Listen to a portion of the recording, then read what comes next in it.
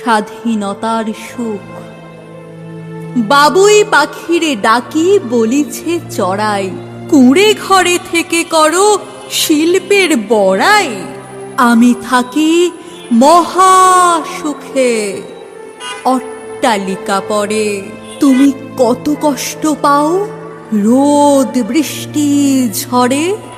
বাবুই হাসিয়া কহে, সন্দেহ কি তাই?